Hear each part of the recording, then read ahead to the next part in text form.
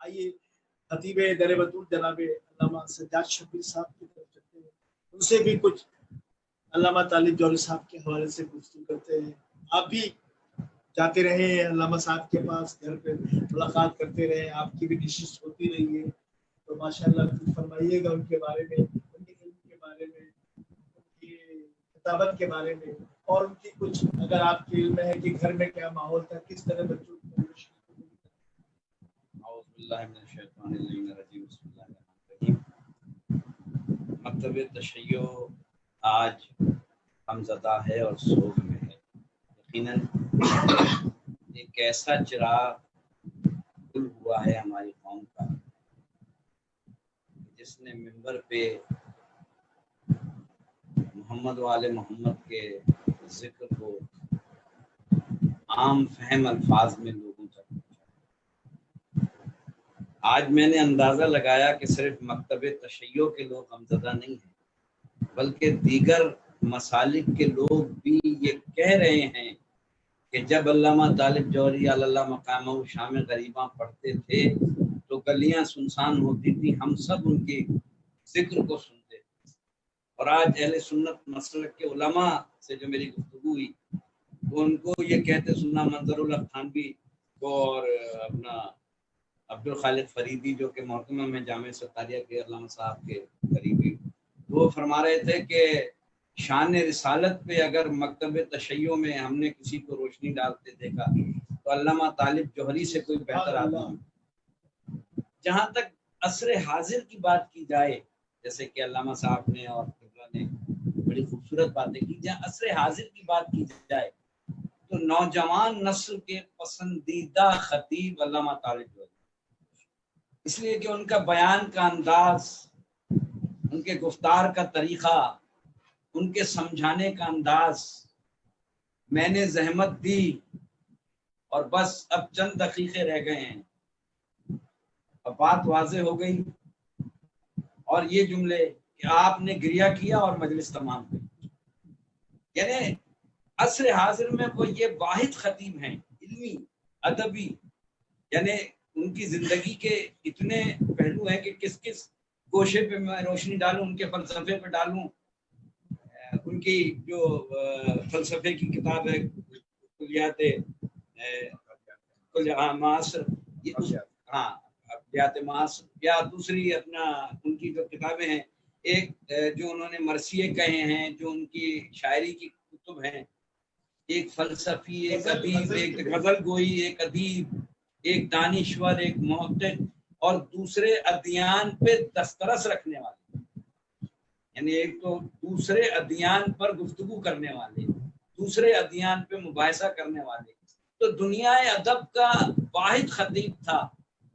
جو ممبر پہ تم کہہ کے مخاطب کرتے تھے، اور یہ ادب میں آتا تھا۔ یعنی عام آدمی اگر کوئی عام ذاکر ممبر پہ تم کا الفاظ ادا کرے تو یہ نہیں ہے، ممبر کا عزیز نہیں دیتا، مگر علامہ صاحب کی گفتگو میں جب تم آتا تھا تو وہ تم اتنا جچتا تھا کہ علامہ صاحب جیسے پھول بکھیر۔ ان کے بیٹے مولانا امجد جوہری سے میری دوستی رہی، میں مشہد میں بھی ان کے ساتھ رہا اور بہت قریب رہا، اور علامہ صاحب کے ساتھ بھی میں جاتا تھا ان کے علامہ طالب جوہری کے یہاں، تو ایک بہت بڑا علمی ادبی خلا پیدا ہوا۔ اور جہاں تک اب اگر آپ ممبر کی بات کریں گے گیپ کی، جیسے کہ علامہ صاحب نے کہا کہ رشید ترابی صاحب کے زمانے کے بعد علامہ طالب جوہری صاحب، اور اب ہمیں نہیں نظر آتا ہے علامہ طالب جوہری صاحب کا کوئی آلٹر نہیں صدیوں تک، کہ جو اپنا میسج یوتھ تک، ینگ جنریشن تک بڑے آسان الفاظ میں پہنچا۔ یعنی دوسرے مسالک کے نوجوان دیکھیں نا، مجالس اہل تشیع حضرات آتے ہیں، مگر اہل سنت کے نوجوان علامہ طالب جوہری کو سننے کے لیے کیوں بےتاب؟ اس لیے کہ علامہ طالب جوہری اردو ادب بھی اس میں ہوتی، تہذیب بھی، ممبر کا ادب بھی۔ آپ کے بات سے میں ایک حوالہ دیتی تھی، جب میں اپنی جاب پہ بینک میں تھا اور منسٹر پارک میں تھی، شام کی میں پڑھتے تھے، تو اکثر جب میں اٹھتا تھا تو ہمارے دوست کولیگ جو اہل سنت ہم بھی نشتر پارک جائیں گے, ہم بھی سنیں گے, ہم بھی سنتے ہیں تو ہم بھی مجلس سنیں گے, تو وہ بھی ہمارے ساتھ جو ہے نشتر پارک کی مجلس اہل سنت کے بھائی ضرور سننا ہے. کل ہم طالب جوہری صاحب کو تو ہی سنتے ہیں اور ان سے بہت کچھ سیکھتے ہیں. آپ اپنی عصر حاضر میں جہاں کے یہ علماء کرام بڑے معززین میرے بزرگ تشریف فرما ہے کہ جہاں زوال پذیر ہو رہی ہیں قومیں, روز بروز علمی طور پر زوال پذیر ہو رہی ہیں, اور اس میں علمی طور پر یہاں میں ایک حوالہ دے کے جلدی سے گزر جاؤں کہ جب راجہ صاحب محمود آباد جا رہے تھے تو انہوں نے ایک نوجوانوں کے ڈیلیگیشن کو بلا کے یہ جملہ کہا تھا کہ اگر پاکستان میں رہنا چاہتے ہو تو اپنے کو دو چیزوں میں مضبوط کر دو, ایک علم میں, ایک معاشی طور پر, یعنی قوموں کا دار و مدار علم اور معاشیات پہ. تو اب جہاں علمی قدریں کم ہو رہی ہیں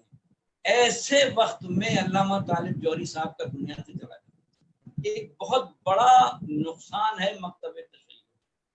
اور یہ اس کا آلٹرنیٹ نہیں مل سکتا, اور یقیناً بہت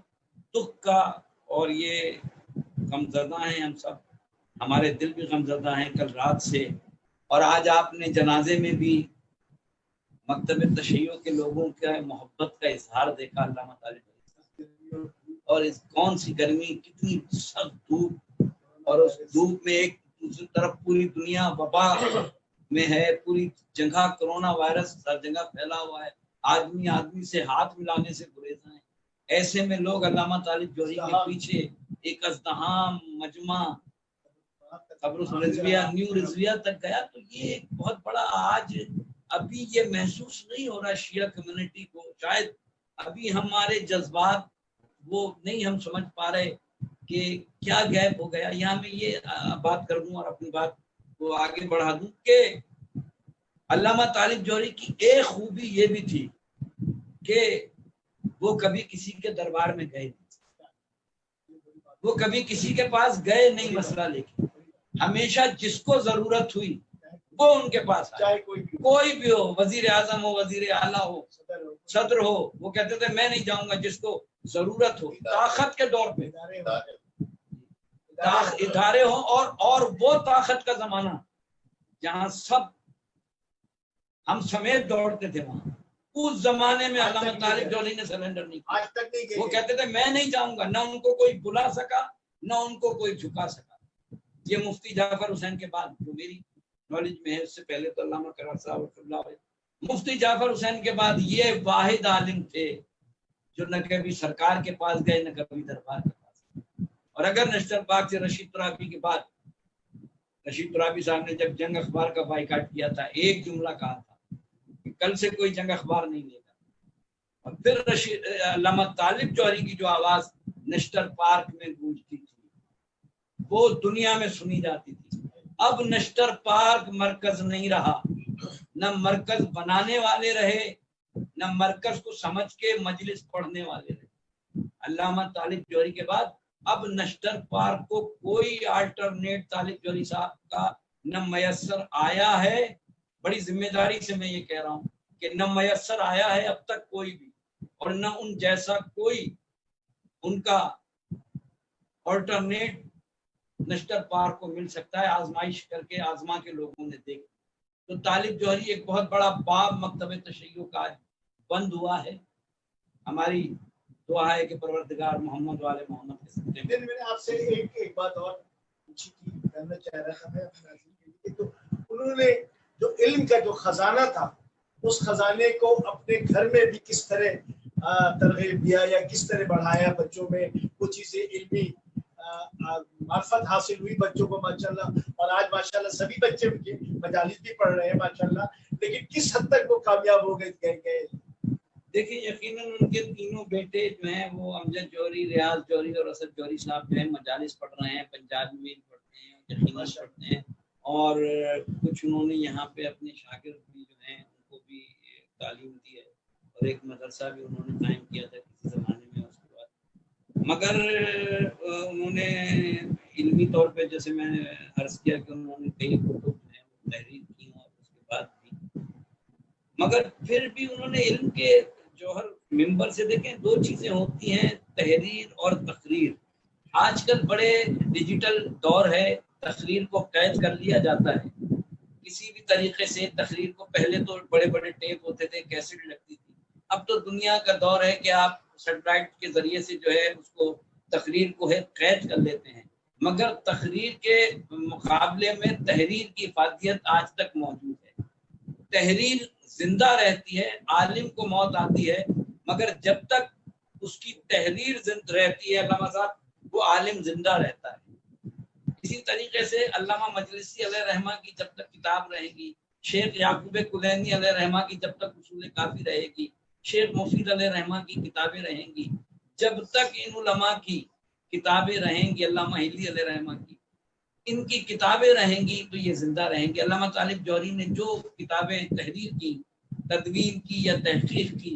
جب تک وہ کتابیں رہیں گی وہ زندہ رہیں گے، ان کا نام رہے گا یقیناً. اور تحریر سے زیادہ جو انہوں نے ممبر کی خدمت کی، یقیناً ان کی ممبر کی خدمت یاد رکھی جائے گی، لوگ ان کو سنیں گے، مگر ان کا آلٹرنیٹ کوئی نہیں ہو سکتا، نہ ان کی اولاد ذاکر شام غریبہ. اور ایسے شام غریبہ کی تقریر کیا کرتے تھے. یہاں آخری بات میں کروں کہ علامہ طالب جوہری کے پاس کوئی کمپرومائز نہیں تھا، یعنی ان کی تقریر میں کوئی کمپرومائز نہیں ہوتا تھا کہ میں یہاں یہ بات نہ کہوں اپنے مکتب کے لیے، اپنے مکتب کے دفاع کے لیے. اب تو یہ ہوتا ہے نا کہ جب میڈیا میں ہم جاتے ہیں تو ہم سوچتے ہیں کہ یہ بات کہنی ہے کہ نہیں کہنی، ہم گھبراتے ہیں چینل پہ. مگر علامہ طالب جوہری نے جب بھی شام غریبہ پڑھی ہے، اور ذاکرین نے اور بھی ہیں، علامہ عرفان درابدی جیسے بھی ہیں، کچھ کہتے تھے، لیکن میں سمجھتا ہوں اور آپ بہتر سمجھتے ہیں آپ لوگ کہ اس کے دلائل بھی اس سے بہتر ہوتے، یعنی ایسے دلائل دیتے تھے کہ آج تک کوئی انگلی نہیں اٹھا سکا، کوئی چیلنج نہیں کر سکا. شان رسالت میں جو آپ گفتگو کیا کرتے تھے، مولائے کائنات کی ولایت پہ جو آپ گفتگو میڈیا پہ کرنا، گھر پہ بیٹھ کے تو آسان بات، ٹیلی ویژن پہ بولنا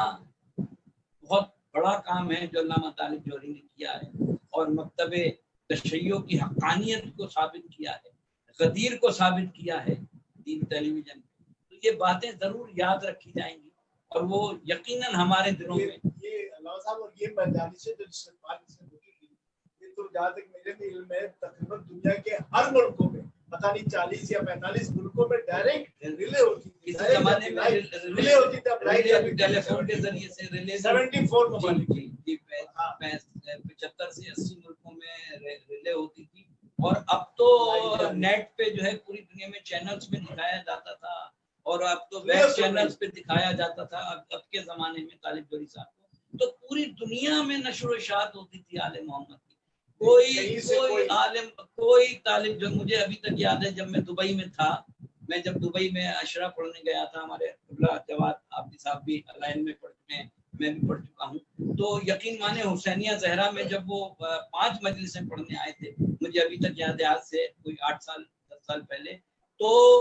جب پہلی مجلس میں دیکھ رہا تھا تو دبئی میں، یعنی دبئی میں کتنے سخت قوانین ہیں، روڈ پہ بھی کھڑے ہونے کی جگہ کوئی نہیں، اور اس میں ہندو بھی تھے، اس میں سکھ بھی سننے والے تھے، اس میں ہندو بھی تھے، اس میں سنی بھی تھے، اس میں دیوبندی بھی تھے. سب یہ کہتے ہوئے نظر آ رہے تھے کہ پاکستان سے علامہ طالب جوہری. آج مجھ سے ہراس سنگھ جو کہ اپنا ان کے سکھوں کے سب سے بڑے رہنما ہیں کراچی میں، مجھے فون کر کے کہہ رہے تھے کہ آج دنیا سے